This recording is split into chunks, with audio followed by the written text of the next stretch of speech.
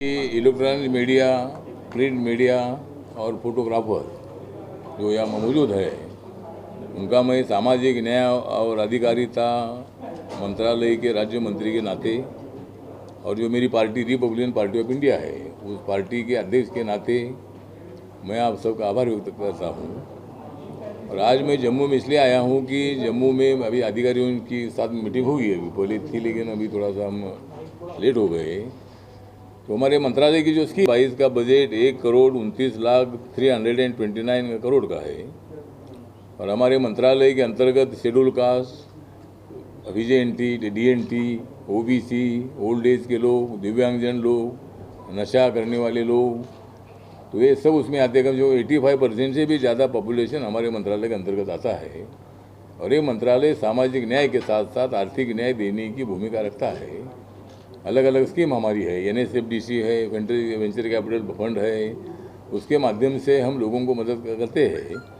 और हमारा schedule caste का कमीशन है, सफाई मजदूरों का कमीशन है, OBC का कमीशन है, दिव्यांगजनों के लिए भी हमारी बहुत सारी योजनाएं हैं।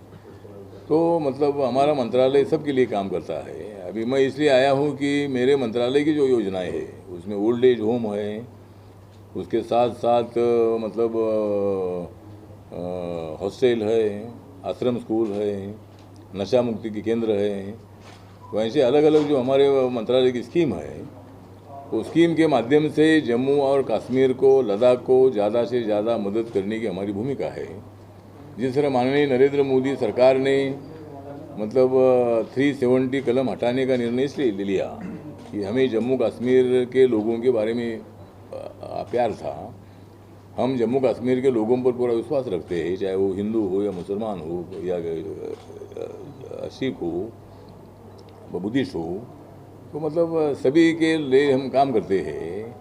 और 370 कलम रहने से अलगतावादी शक्तियों को ताकत में मिली थी कि हम जम्मू कश्मीर, हम भारत का अविभाज्य घटक है या नहीं है, इसके संबंध में थोड़ा संभ्रम पैदा होता था। तो 370 कलम हटाने के बाद अभी यहाँ इंडिया का तिरंगा झंडा लहर रहा है। मुझे बहुत बड़ा आनंद हुआ कि इसके पहले मैं इधर आया हूँ, लेकिन मुझे तिरंगा झंडा देखने के लिए नहीं मिलता था, लेकिन अभी जगह जगह पर भारत का तिरंगा झंडा यहाँ दिखाई दे रहा है। तो अभी 370 कलम के लिए किसका भी विरोध भी है, लेकिन सरकार की भूमिका ये है कि हमें जम्मू कश्मीर का विकास करना है, जम्मू कश्मीर में उद्योगों को लाना है, जम्मू कश्मीर के बेरोजगारों को रोजगार देना है, जो आतंकवादी एक्टिविटीज़ में जाने वाले नौजवान लोग हैं उनको रोकना है और आतंकवाद को पूरा खत्म करना है। यहाँ हमें शांति चाहिए, अगर यहाँ पर विकास करना है तो शांति की आवश्यकता है। रोज़ यहाँ फायरिंग हुआ, बॉम्ब ब्लास्ट हुआ, ये हुआ वो हुआ, चाहे वो आतंकवादी मरना हो या हमारे पुलिसकर्मी है, BSF वाले, आर्मी वाले हैं, तो ये अपने देश के लोगों को हम ये मारने की कोशिश कर रहे हैं। तो मुझे लगता है कि सब ये आतंकवादी एक्टिविटीज़ में जाने वाले नौजवानों को हमारा ऐलान है, उनको सुझाव है कि भाई आप मेन स्ट्रीम में आइए और आप इसी तरह की एक्टिविटीज़ में जाकर अपने जम्मू कश्मीर का नुकसान मत करिए।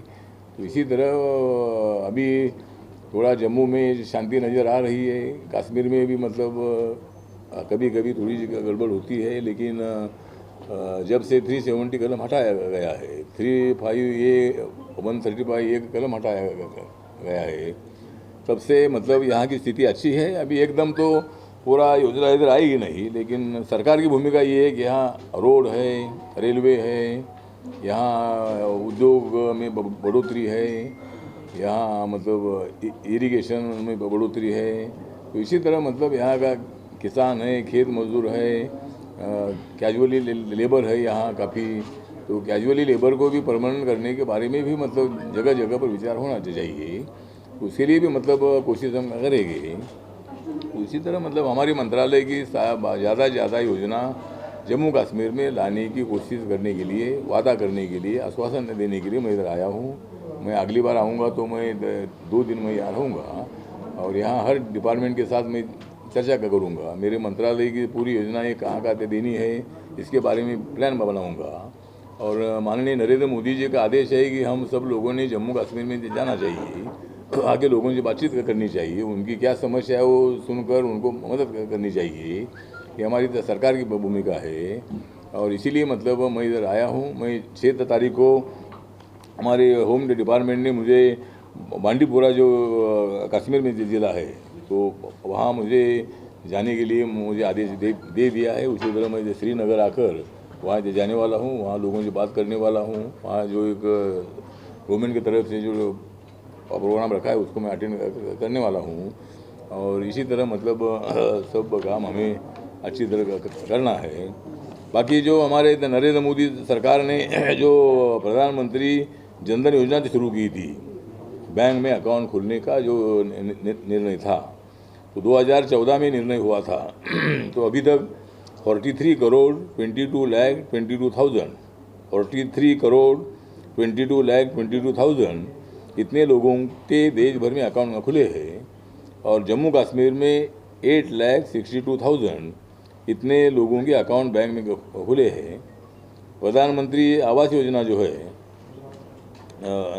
प्रधानमंत्री मुद्रा योजना जो है, ये मुद्रा योजना है 50,000 रुपये से लेकर 10 लाख रुपए तक विदाउट गारंटी लोन देने के आदेश गवर्नमेंट के है, माननीय मोदी जी के है। और इस स्कीम के अंतर्गत कम से कम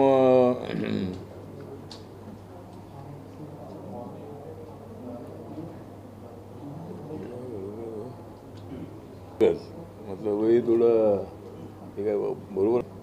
तो प्रधानमंत्री आवास योजना जो है, इस अंतर्गत देश भर में अर्बन में 50,17,000 इतने मकान बने हैं। और जम्मू कश्मीर में 11,000 मकान बने हैं। प्रधानमंत्री उज्ज्वला योजना जो है, जो गैस सिलेंडर दिए जाते हैं, तो वो उस योजना में कम से कम 16 से 20 तक 8 करोड़ 16,000 इतने गैस कनेक्शन लोगों को अलॉट हुए हैं। और जम्मू कश्मीर में 12,42,000 इतने लोगों को गैस कनेक्शन में मिले हैं। प्रधानमंत्री आवास योजना रूरल जो है, उसमें कम से कम 2 करोड़ 21 लाख 20,000 इतने लोगों के अकाउंट खुले हैं। और इतने लोगों को इसका मकान बने हैं। और प्रधानमंत्री जन आरोग्य योजना है, इसमें हर फैमिली को 5 लाख रुपए 1 साल के लिए मिलते हैं। और उसमें कम से कम अभी तक 18 से 21 तक 2 करोड़ 15 लाख लोगों को इसका फ़ायदा हुआ है। और जम्मू कश्मीर में 49 लाख लोगों को इसका आंकड़ा ठीक है क्या, ऑल इंडिया में 2 करोड़ है, तो ये कुछ। लेकिन जम्मू कश्मीर में भी इसका फ़ायदा हुआ है। तो इसी तरह मतलब ये जो योजना है, ये मोदी जी ने बनाई हुई योजना जाति के आधार पर, धर्म के आधार पर नहीं है। तो इस योजना का फ़ायदा हिंदू हो, मुसलमान हो, सिख हो, ईसाई हो, बुद्धिस्ट हो, सब लोगों को इसका फ़ायदा होता है। जो उस कैटेगरी में बैठता है उसका फ़ायदा होता है।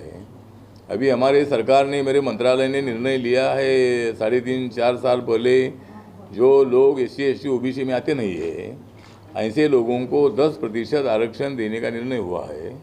उसमें ब्राह्मण है, क्षत्रिय है और बाकी के सभी धर्म के लोग इसमें आते हैं। जो जात SC ST OBC में नहीं है, ऐसे लोगों को इस 10% का फ़ायदा होता है। उसमें मुस्लिम भी है, हिंदू भी है, जो जिनका उत्पादन 8 लाख के अंदर है, ऐसे फैमिली को शिक्षा में, नौकरियों में रिजर्वेशन देने का निर्णय हो चुका है। अभी बहुत सारे लोगों की मांग है, जो जाट कम्युनिटी हरियाणा की है, महाराष्ट्र की मराठा कम्युनिटी है, राजस्थान की राजपूत कम्युनिटी है, यूपी की ठाकुर कम्युनिटी है। तो इन लोगों की मांग है कि भाई हमको भी अलग से आरक्षण मिलना चाहिए। तो अभी जो 10% आरक्षण दिया है उसका उनको फ़ायदा ही है, लेकिन अलग अलग आरक्षण मांगने की मांग रहे हैं। तो अभी हमारे मंत्रालय ने, सरकार ने कानून पास किया है कि आर्टिकल 342A3 के अंतर्गत किसको बैकवर्ड समझना है वो अधिकार राज्यों को दे दिया है। और राज्यों को अधिकार दे दिया है, और राज्यों को किसको बैकवर्ड क्लास में डालना है वो अधिकार राज्य का है। जिस तरह तमिलनाडु में 69% आरक्षण है, OBC के लिए 50% है, और शेड्यूल कास्ट के लिए 18% है, शेड्यूल ट्राइब के लिए 1% है, उसी तरह 69% आरक्षण जो है ये तमिलनाडु में कई सालों से है। उस धरती पर राज्यों ने भी निर्णय लेना चाहिए और किसको आरक्षण देना है, तो एक विषय हमारा है। और दूसरा विषय अभी जो है ये अभी आने वाले जो 5 राज्यों के जो चुनाव है उसमें अभी हम 4 राज्यों में तो जीत ही रहे। बीजेपी उत्तर प्रदेश हो, उत्तर प्रदेश में 300 से ज़्यादा सीटें आएगी। उत्तर प्रदेश हो या मणिपुर हो, गोवा हो, उत्तराखंड हो, पंजाब हो। खाली पंजाब में हमें सत्ता मिलेगी कि नहीं है इस पर हमको थोड़ी सी शंका है। लेकिन हमारे जो अमरिंदर सिंह है जिन्होंने कांग्रेस पार्टी से नाराज होकर सीएम पद का रिजाइन दिया है, तो अमरिंदर सिंह को हमारा अपील है कि भाई आप अभी इतना आपका अपमान हुआ है, सोनिया गांधी राहुल गांधी ने आपका इतना अपमान किया है, तो आपने उस पार्टी में ना रहकर आपने बीजेपी में एनडीए में आपने आना चाहिए। अगर अमरिंदर सिंह अगर इधर आ जाते हैं तो बीजेपी की ताकत वहाँ अच्छी बढ़ सकती है और हम वहाँ का चुनाव भी जीत सकते हैं। उसके लिए भी मतलब हमारी कोशिश है कि वह अमरिंदर सिंह हमारे पास आए। और दूसरा अभी हमारा उत्तर प्रदेश में जो रिपब्लिकन पार्टी ऑफ इंडिया जो मेरी पार्टी है, तो कल सारंगपुर से हमने बहुजन कल्याण यात्रा की शुरुआत की है और ये यात्रा उत्तर प्रदेश के 75 जिलों में जाएगी और 18 दिसंबर को वहाँ 1 लाख से ज़्यादा लोग इकट्ठा करने वाली बड़ी रैली जो है ये रैली वहाँ हमने रखी है। और उत्तर प्रदेश में हम बीजेपी के साथ रहना चाहते हैं। उसी तरह या जम्मू कश्मीर है तो मतलब जम्मू का हमारे तनवीर हुसैन जी जो मेरे बाजू में बैठे हैं, ये ट्रेड यूनियन के लीडर है और इनकी मेरी दिल्ली में बातचीत हुई और हमारी रिपब्लिकन पार्टी वहाँ में से तना के बराबर थी, लेकिन अभी तनवीर हुसैन जी के नेतृत्व में हमने उनको अध्यक्ष बनाया है। और तनवीर हुसैन पूरे जम्मू कश्मीर में लद्दाख में हमारी पार्टी पूरी गांव तक पहुँचाएगी। हरविंदर सिंह जी जो मतलब यहाँ के हमारे लीडर है उनको जनरल सेक्रेटरी हमने बनाया है और आज कम से कम 100-150 कार्यकर्ताओं के बीच में मतलब हमने ज़्यादा लोग नहीं बुलाए थे, कोरोना के कारण लिमिटेड लोगों को बुलाया था, तो सभी मतलब जम्मू के लोग उधर आए थे और उनके साथ हमारी बातचीत हुई है। मैंने उनको आश्वासन दिया है कि मेरा मंत्रालय हो या दूसरा मंत्रालय हो, कोई भी मंत्रालय का काम अगर होगा तो आप मेरे पास आइए, सभी लोगों को मदद करने का काम मैं करूँगा। और बाद में जब मैं एक बार आऊँगा तो मैं 1-2 दिन के लिए इधर मैं आऊँगा, सभी लोगों की समस्या सुनूंगा, अधिकारियों से बातचीत करूँगा और उन्हें मार्ग निकालने का प्रयत्न मैं करूँगा। सर, आज किसान मोर्चा की ओर से भारत बंद का ऐलान किया गया है। 10 महीने हो गए हैं, किसान लगातार प्रोटेस्ट कर रहे हैं, इस कानून को काला कानून बता रहे हैं। कैसे देखते हैं आज भारत बंद को आप? हाँ, तो भारत बंद करने का अधिकार हर एक पार्टी को संगठन को है, लेकिन मुझे लगता है कि भाई भारत बंद जो है ये भारत बंद का विशेष नज़र नहीं आ रहा है। लेकिन ठीक बात है, उन्होंने मांग उन्होंने अपना आंदोलन किया है, वो शांति से आंदोलन होना चाहिए। लेकिन इस कानून के बारे में सरकार का कहना ये है कि हम चर्चा के लिए तैयार है। हमारे नरेंद्र सिंह तोमर जी ने 11 बार नेताओं से बात की है और इसमें क्या बदल करने की आवश्यकता है, इसमें क्या आपको चाहिए अमेंडमेंट, वो करने के लिए सरकार तैयार है। बहुत बार सरकार के तरफ से बोला है, माननीय नरेंद्र मोदी जी ने भी बोला है, लेकिन उसके बावजूद भी ये कानून काला है, ये कानून पीछे लेना चाहिए।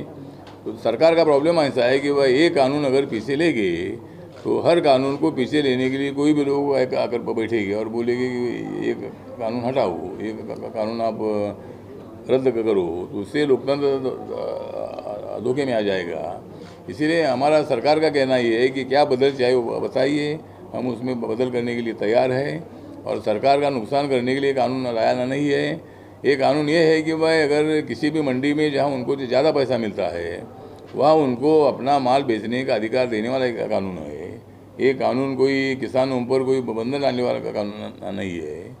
और कृषि उत्पन्न बाजार समिति में जिनको माल देना है उनको अधिकार है, लेकिन जिनको ज़्यादा पैसा अगर बाहर में मिलेगा तो वहाँ उनको अपना माल बेचने का अधिकार देने वाला एक कानून है।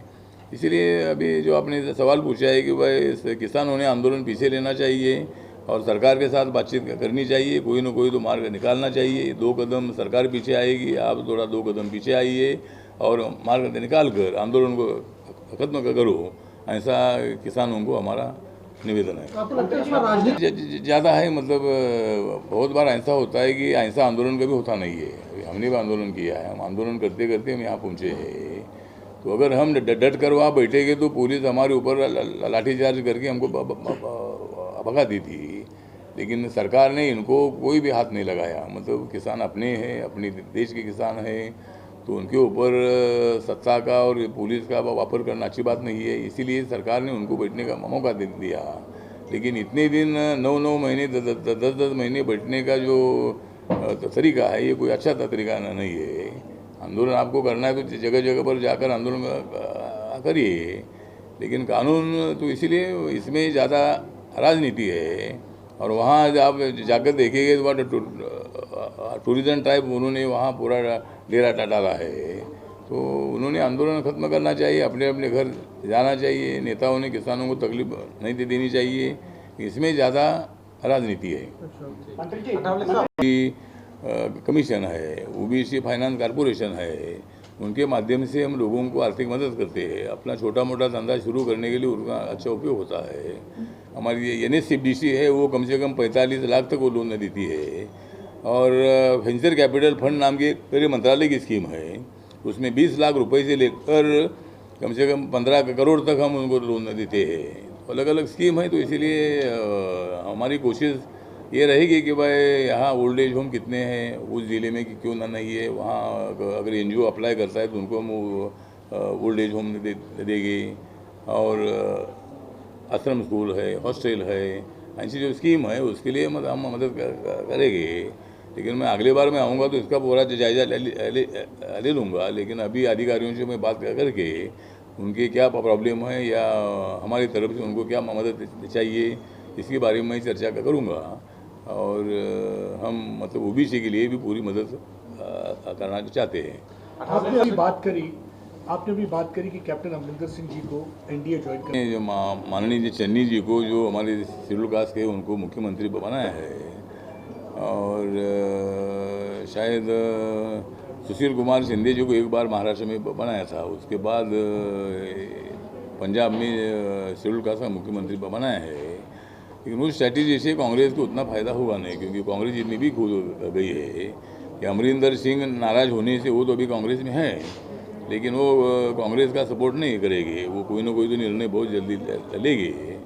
तो अमरिंदर सिंह अगर कांग्रेस से बाहर जाएगी तो उसमें कांग्रेस पार्टी का भारी नुकसान होने वाला है। तो इसीलिए चन्नी को बनाने से कोई कांग्रेस को बहुत फ़ायदा होगा ऐसा मुझे लगता नहीं। तो आपको लगता है कुछ दिखाना था कि भाई हम भी मतलब दलित समाज का वोट जो है पंजाब में सबसे ज़्यादा वोट है। पूरे ऑल इंडिया में जो परसेंटेज है उसमें कम से कम 28-30% जो मतलब जो परसेंटेज दलित का है, तो उधर सबसे ज़्यादा है। तो इसीलिए कांग्रेस पार्टी को लगा होगा कि दलित हमारे पास आएंगे, लेकिन दलित वहाँ जाने के लिए तैयार नहीं है। जिस तरह उत्तर प्रदेश में भारी दलितों ने बीजेपी का समर्थन किया था, इसीलिए सबसे ज़्यादा रिजर्व सीटें बीजेपी की चुनकर आई है। तो इसीलिए अभी कांग्रेस पार्टी का जनादर उतना नहीं रहा है।